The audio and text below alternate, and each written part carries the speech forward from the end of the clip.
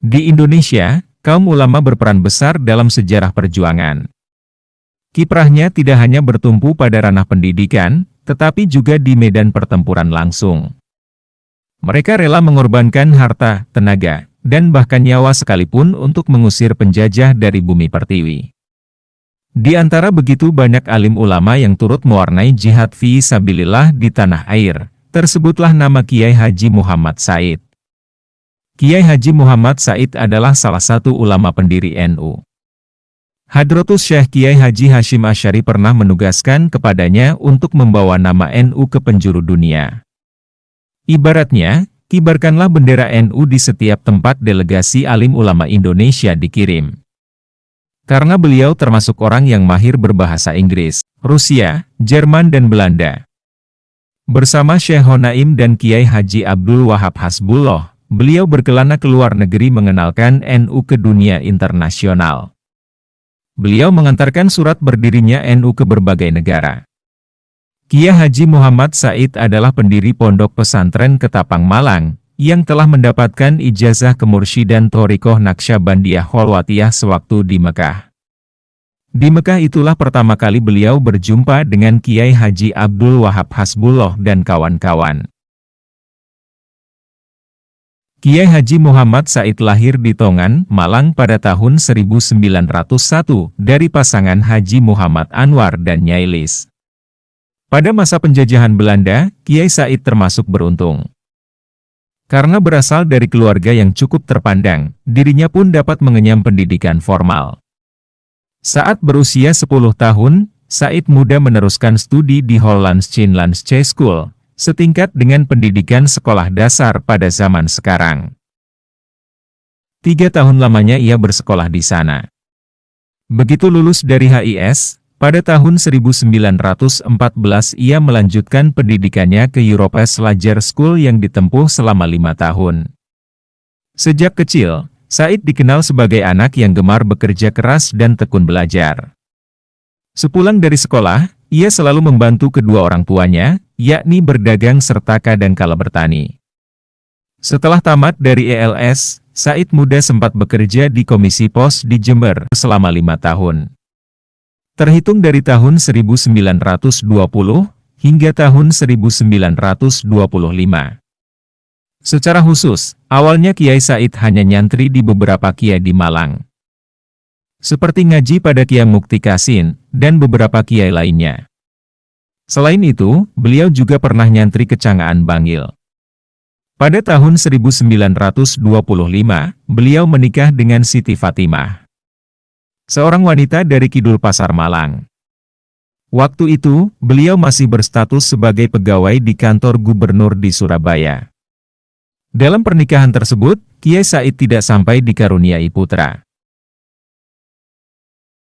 Setelah 2 tahun menikah, Kiai Said memutuskan untuk mundur dari jabatannya. Sebab, hatinya terpanggil untuk meninggalkan dunia birokrasi dan beralih pada ranah keilmuan agama. Bersama dengan sang istri, beliau pergi menimba ilmu di Pondok Pesantren Salafiyah Siwalan Panji, Buduran, Sidoarjo. 6 tahun lamanya pasangan tersebut mendalami ilmu-ilmu agama Islam di sana. Pondok Pesantren Salafiyah Siwalan Panji didirikan pada tahun 1787.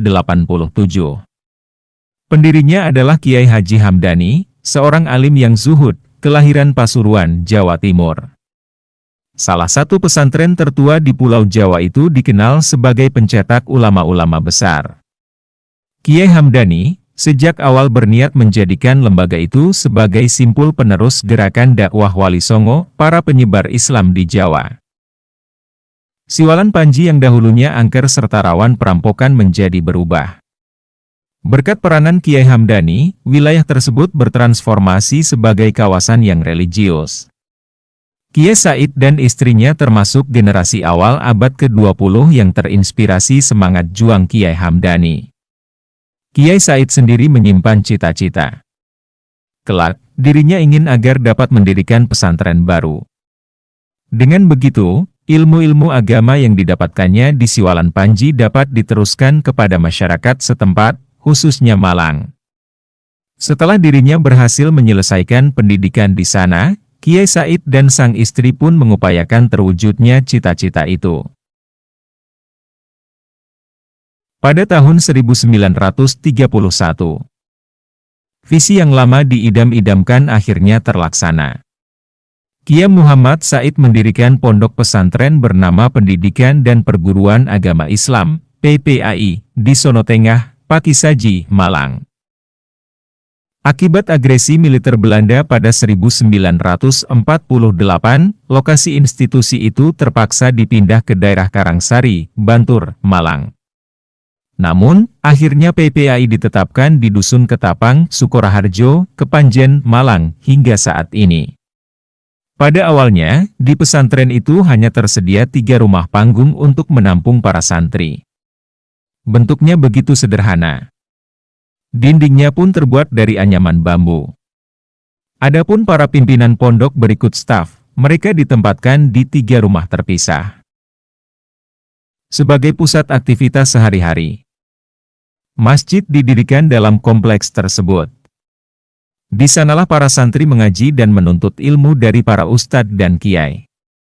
Seiring dengan peningkatan jumlah santri dari tahun ke tahun, pihak pesantren kemudian merenovasi dan menambah sarana dan prasarana fisik, seperti asrama, penerangan, pengairan dan fasilitas-fasilitas lain yang diperlukan.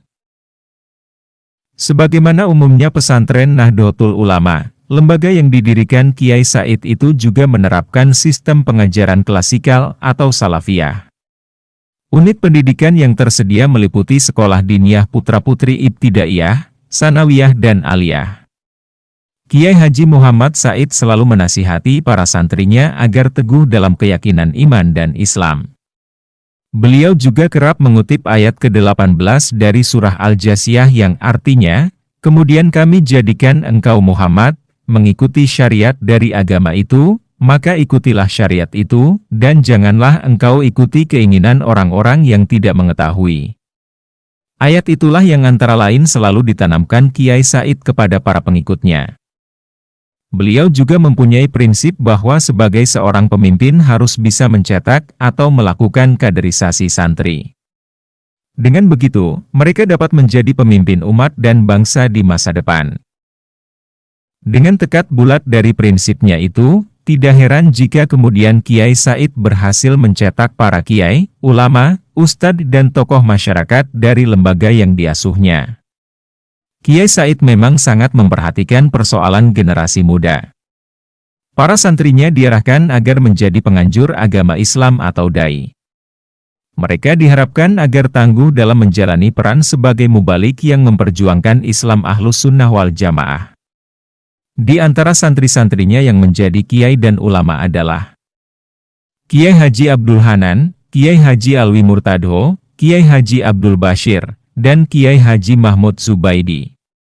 Selain itu, ada pula Ustadz Haji Ismail Kodi, Gus Matsuyuti Dahlan, dan Kiai Haji Ahmad Suaidi. Sosok yang terakhir disebut itu merupakan pengganti Kiai Said dalam mengasuh PPAI Ketapang. Selain menjadi pengasuh pondok pesantren, Kiai Haji Muhammad Said juga turut berjuang bersama rakyat Indonesia untuk mengusir penjajah. Beliau aktif dalam gerakan perjuangan kemerdekaan Indonesia dengan menjadi penggerak Laskar Hizbullah. Di Malang, Jawa Timur, animo perjuangan juga meliputi kalangan ulama dan santri. PPAI Ketapang juga turut menerjunkan kekuatan untuk menyokong perjuangan rakyat dan laskar. Dalam peristiwa heroik 10 November 1945 di Surabaya, Kiai Said turut serta menggembleng pasukan Hizbullah serta melengkapi mereka dengan berbagai persenjataan. Doa-doa juga dipanjatkannya sembari menyentuh senjata-senjata yang akan dibawa pasukan muslimin ini. Dengan perlengkapan itu, pasukan Hizbullah pun semakin percaya diri untuk terjun melawan Belanda dan sekutu yang ingin kembali menjajah tanah air.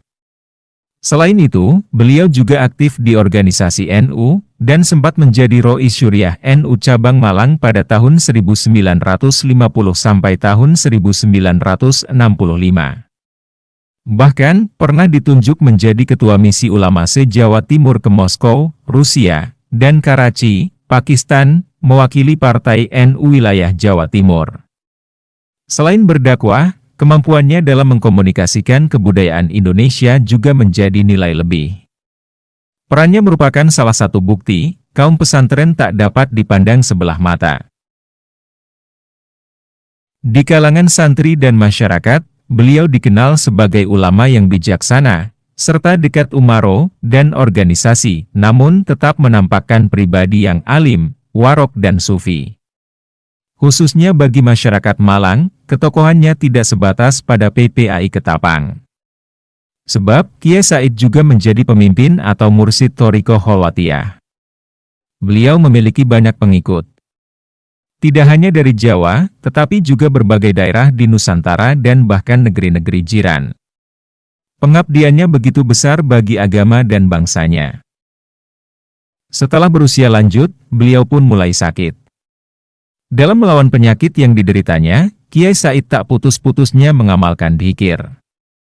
Beliau meyakini, dzikrullah merupakan obat mujarab agar seorang hamba dapat terus dekat dengan Tuhannya. Pernah sewaktu sakitnya, beliau dikunjungi Al-Qutb Al-Habib Abdul Qadir Bilfaqih, pengasuh pesantren Darul Hadis Al-Faqihiyah.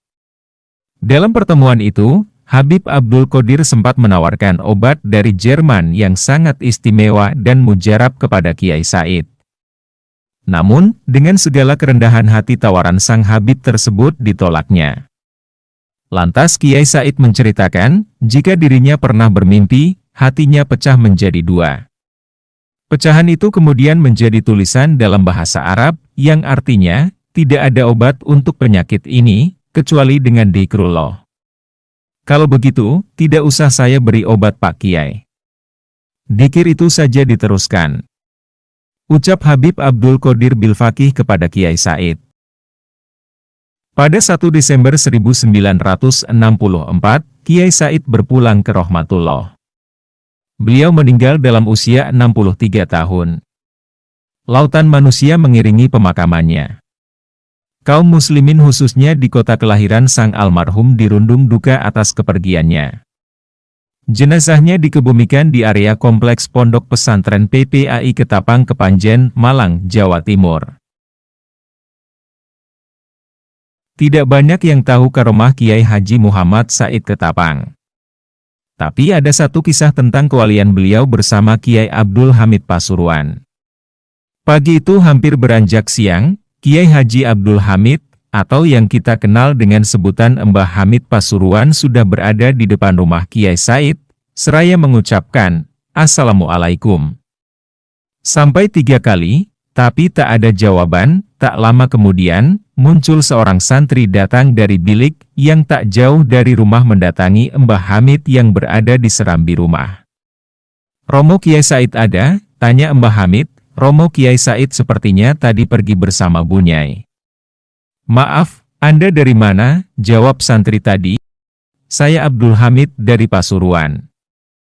Mendengar jawaban itu, santri tadi langsung bingung tak tahu harus berbuat apa, karena sekarang ia tahu bahwa yang dihadapannya bukan orang biasa, tetapi kiai panutan banyak orang. Melihat hal itu Mbah Hamid pun langsung berkata kepada santri tadi, "Kalau begitu, sembari menunggu Kiai Said, saya di masjid dulu ya." Akhirnya Mbah Hamid pun berjalan menuju masjid yang tak jauh dari rumah Kiai Said, kemudian sholat 2 rakaat lalu rebahan di depan mihrab masjid. Sedangkan santri tadi, sambil bingung kembali ke bilik memberitahu teman-temannya, bahwa tamu itu adalah Kiai Hamid dari Pasuruan yang alim dan warok. Selang hampir 1 jam, melihat kondisi Mbah Hamid yang sedang tidur-tiduran di depan mihrab menunggu kedatangan Kiai Said. Akhirnya santri tadi berinisiatif untuk mencari keluarga atau abdi dalam, agar bisa membukakan pintu rumah Kiai Said. Tujuannya supaya Mbah Hamid bisa menunggu di rumah saja. Tak lama kemudian keluarlah Gus Holidul Azhar, putra angkat Kiai Said, dari dalam rumah sambil kelihatan layu, nampak habis bangun tidur. Maka tanpa basa-basi santri tadi langsung berkata kepada Gus Holid, "Gus, ada Mbah Hamid Pasuruan ingin menghadap Kiai Said." "Iya, sudah ketemu kok," jawab Gus Holid. "Sudah ketemu bagaimana Gus? Lawang tadi Mbah Hamid di masjid masih menunggu Kiai Said yang sedang keluar kok. Kata siapa Abah sedang keluar. Baru saja aku keluar kamar, Abah bersama Kiai Hamid bertemu di ruang tamu. Beneran loh Gus, tadi Kiai Said sedang keluar. Saya lihat sendiri. Sedangkan Mbah Hamid menunggunya di masjid. Kamu ini bagaimana sih? Diberitahu Abah bersama Kiai Hamid masih bertatap muka di ruang tamu, kok tidak percaya? Masak sih Gus, sungguh, baru saja saya lihat Mbah Hamid masih di masjid, tiduran di depan mihrab. Dan saya lihat Kiai Said sedang keluar, belum pulang. Jelas si santri, kamu itu dikasih tahu kok ngeyel tidak percaya. Timpal Gus Kholid.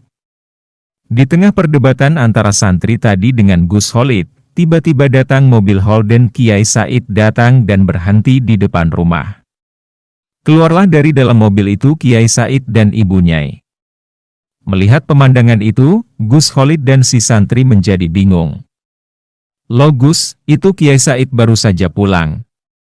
Tukas si santri. Lah terus, yang barusan saya lihat sedang bercengkerama di ruang tamu itu siapa? Sela Gus Kholid. Ya tidak tahu Gus, jawab si santri. Di tengah kebingungan keduanya, maka Gus Kholid langsung menghampiri Kiai Said yang baru keluar dari mobil. Seraya berkata, Abah, ada. Belum selesai berkata, Kiai Said langsung menjawab sambil berjalan menuju rumah. Kiai Hamid? Sudah saya temui kok. Maka makin bingunglah Gus Kholid dan si santri mendengar jawaban Kiai Said tersebut. Demi untuk menghilangkan kebingungannya, santri tadi langsung berlari ke masjid memastikan Kiai Hamid masih di depan mihrab. Tapi kali ini ia tidak berhasil menemukan Kiai Hamid di sana, dicari kemana-mana pun tidak ketemu.